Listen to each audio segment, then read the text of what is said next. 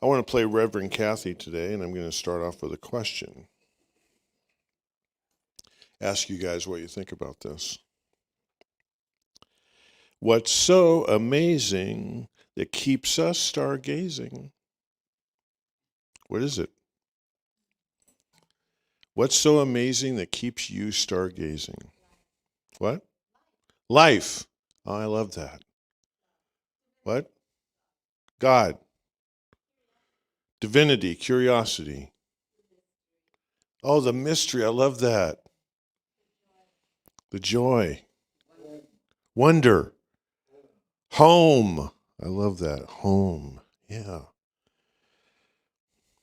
Look up in those stars and see home. That's very interesting. All right.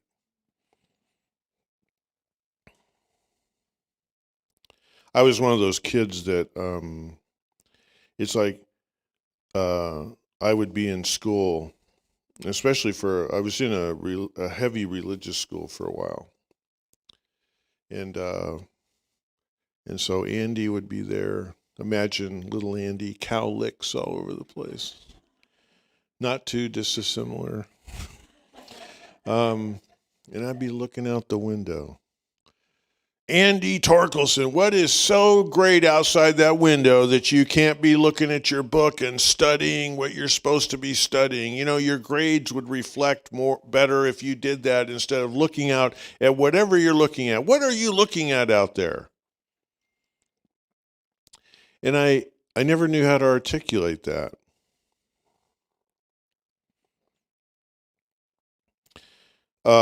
Very recently, I was in a religious service that I hadn't attended this type of service in a really long time. And it was real kind of straightforward, Christianity, the power of Jesus, the only Son of God. We should be thankful that God sent Jesus here. Jesus died for us. This place is basically a wreck, and so our only way off this thing is Jesus, and that sort of thing, which is cool, I guess, But anyway, so I was sitting there for a while, and I was listening, and the gentleman was a really good public speaker and everything, and he was a loving person, but that was basically the drill. So I found myself starting to daydream. Because that's when I looked out the window all those years ago, that's what I was doing. I was daydreaming. Anyway, I'll get into that later. So anyway, this guy is kind of, really nice kind of pulpity area. Pulpits. Ugh. Don't call this a pulpit. I don't know what we call it. Please don't call it a pulpit, okay? All right, so he's over there. But he had a pulpit. Okay. So he was kind of off to the side, and in the middle of the room, up above was this beautiful stained glass window, and it was a story scene, and it was Jesus, and Jesus looked really cool, he kind of had the long, robe going on, really long hair, he had like highlights in it, he had a beard and stuff, looked really good, and there's something about that image, that I guess it's familiar, or there's an archetype, you get pulled into it. Interesting kind of blend of the masculine, feminine. I think that's always really kind of interesting. Jesus kind of being androgynous, So anyway, so I'm looking at it, and the scene is he's there, and he's got this looks like a plate in his hand, and so you can see that. So he's kind of in the center, and there's people kind of around, looking at him, and there's up front there's children. He's got this plate, and he's handing it to a child, and the child is there sort of being nurtured by an adult. And there's something on the plate. I kept looking like, what's on that plate? And guy's talking, I wonder, and so I really looked at the design, and I realized, oh my God, there's like fish on the plate. So it goes to the New Testament story of the loaves and the fishes, that story, and there wasn't going to be enough to go around, and Jesus came forward and he spoke his word, basically of abundance, and so the fish didn't run out and the bread didn't run out, right? And so he's handing a plate of fish to the child. And I thought to myself, wow, I said, in all this talk about how we are all stuck on the island of broken toys, and that the only the only way to get off here, is Jesus. What Jesus was teaching there was abundance. So if we think about that in terms of its larger piece, and I thought it was so interesting because he's handing the plate to a child. So he's basically, why is he talking to the kid? Because the adults, they're not kids anymore. They don't know about the rainbow connection. They forgot about the rainbow connection. They forgot about the magic. They forgot about stargazing. The kid still knows. He says, hey, kid, the universe loves you. The universe is looking out for you, And I found myself, first of all, so thankful for this teaching that I've been in for a really long time. But also, I was suddenly so thankful for this teacher we call Jesus. And it's amazing to me because one of the things, and I mentioned that the founder of our movement, Ernest Holmes, he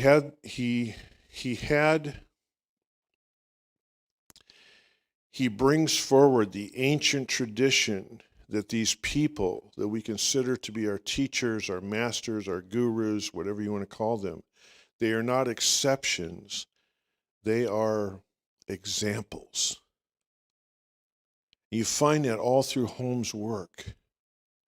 And somewhere that's gotten lost. That we can only find our way out through them. And that he would be the only child of God. And I remember as a kid, because I grew up in the religions that believe that, in the back of the King James Version Bible that they would give us, Andy, here's your first Bible. Oh, thank you, In the back, there'd always be these maps of the Middle East where you could find these places that were mentioned in the Bible. I remember going to school, and I was always fascinated by the globe. Like it'd be in the library or something. So I'd find these places, and I go look on the globe. And I had a hard time finding them. I had to look and look and look, and I finally found them tucked away in the world. And so then I kind of turn the globe, and I go, the only one, the only child of God. Wow, that's pretty amazing. What about? So I went home and asked my mom that. I shouldn't have done that. Don't be worried, leave that globe alone, all right? So, what's so amazing that keeps us stargazing is really it's this idea, and if you listen to my prayer earlier, God is all there is. God is all there is. And I spent some time recently in the medical world, more so than I usually do. About 3 months, pretty heavy into the medical world, almost every day. And I found myself, when I would go and spend time, and when I would leave and get in my car, what I found in my life over those 3 months that ended just recently was I found myself quieting my life down. And what I mean by that is, usually in my car, turn the car on, radio's going, walk in the house, turn on the TV, sit down to work, I got the news stream on my computer, right? So in between things, I'm looking at that. I get all caught up in that. And over the time of the 3 months, I found myself just moving away from that. My radio's off in the car. Come home, I'm not turning stuff on. The news feed comes, I just kind of move it off the screen. I found myself, like where I work in a building that has a parking lot, and of course it's landscaped, and so there's a few trees around and stuff, mostly asphalt. And I find myself, okay, I'm gonna get up and kind of take a break. I gotta get away from the computer, stretch, talking to people, all that stuff. So I kind of go out front, and I'm just kind of, here's this tree in the landscape, and I'm just kind of like hanging out, man, just like me and the tree, and whatever birds come through, and whatever insects. And sometimes the way my job is there's 3 days a week where I get off later at night, 8:30, 9 o'clock. Found myself walking out into the parking lot to my car. It's the only car left. And I'm just just drawn to the stars. I'm drawn to the moon. I'm just drawn to, because I had to. I was having a reaction to that world of, you know, of that confinement, of that this is the only place where things can happen.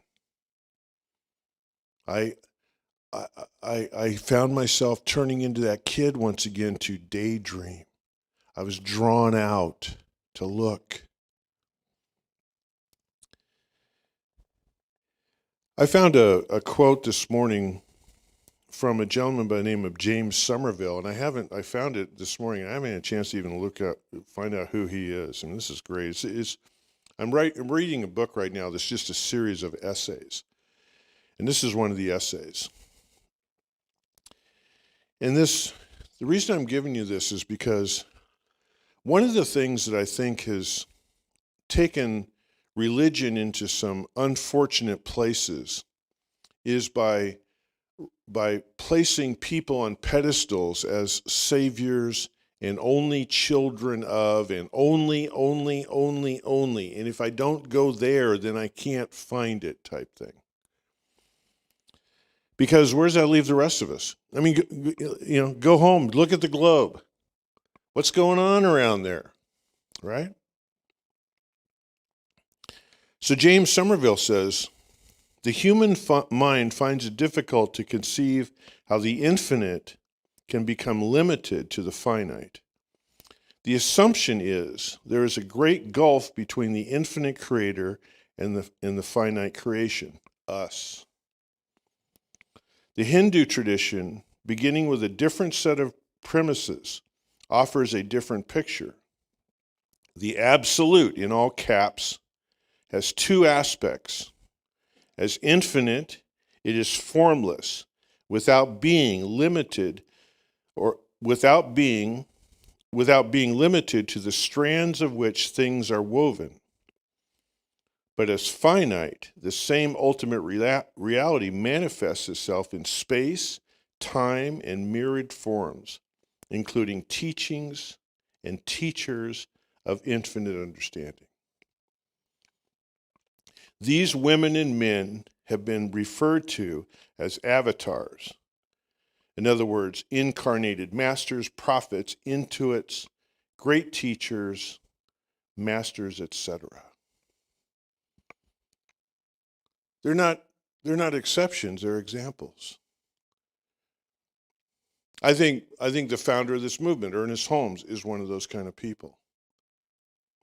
You know, I remember having in class one time in this teaching, and someone said this in the class, and I don't know who said it. It was just one of those fleeting things, but it's like, yeah, that's it. They said, you know, you got to remember, Jesus wasn't a Christian, and Buddha wasn't a Buddhist. We're the ones who made them those things. They were people who were simply handing the fish to the children, talking about abundance, talking about this universe in such a way that resonated with people and was so powerful in terms of what we're going through.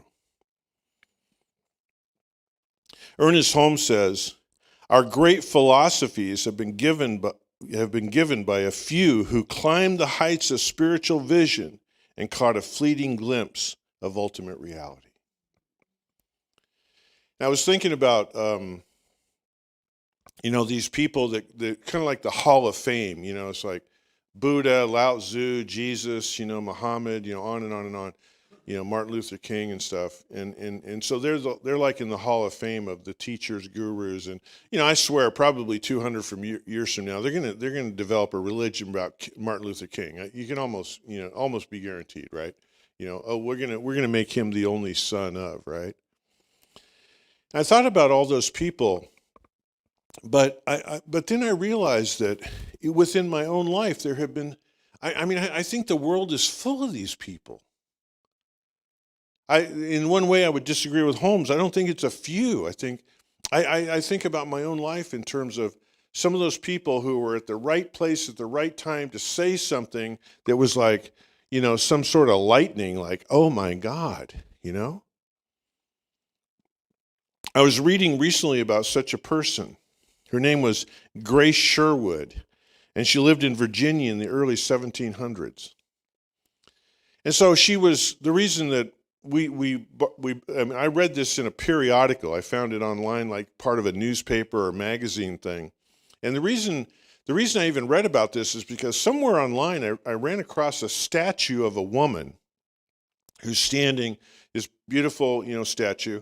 It's a woman standing there, and she's holding like a basket or kind of a cloth kind of container, and she's dressed very plainly, and her hair is a little bit mussed up. And out of this basket or whatever are all these like flowering herbs, just filled with plants. It's like she's gone around harvesting plants. So down at the ground, leaning against her leg in her skirt, is a raccoon looking up at her.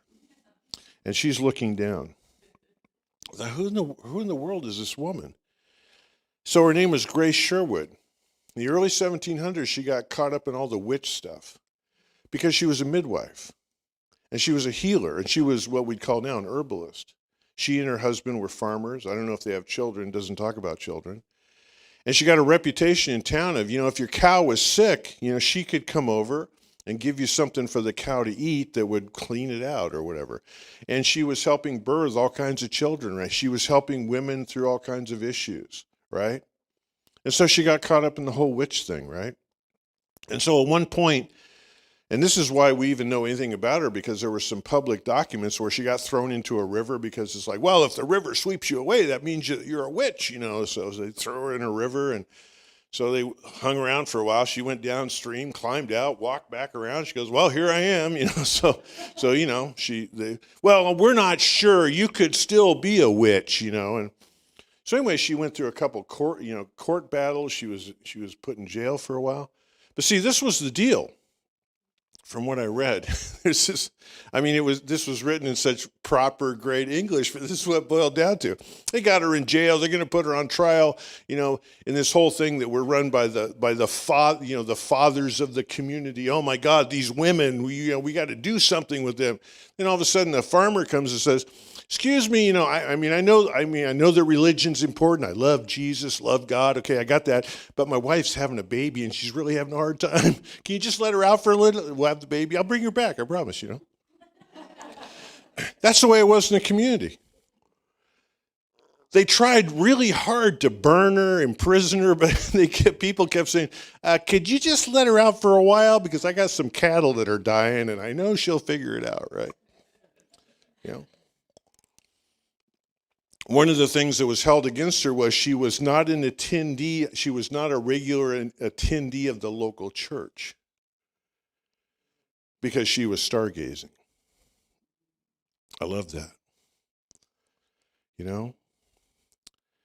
And so what James Somerville is saying, and hence the title of my talk is Adjusting Our Lens, is that I think to be spiritually sound, especially in the 21st century, when he says we have a hard time with the infinite and the finite, I think that we have to be able to walk and chew gum, and that is to say, to acknowledge the infinite, but to see it in the finite. And to begin to respect, and I want to say this respectfully, to respectfully move away from, there ain't just one child of God. And there's not just one master that we have to listen to. And so I think that, I told you that when I was in school, especially in the religious school, they say, Andy, what are you looking at out there? Well, I had the privilege of being raised before the age of 10 in complete wilderness. I was raised in the wilderness of the Feather River Canyon. And I was running around with the rattlesnakes and the butterflies and the deer and the termites and everything for a really long time. I was kind of like a feral kid. And I couldn't have articulated this at that time, but that's where I found God. And so then they brought me in to domesticate me, right? Andy, what are you looking at out there? And I think that if I could go back in a time machine at the old age I am now, I'd say, I'm looking at God, dude. It's not here. Okay. It's out there, right? It's here, it's there, right? Okay.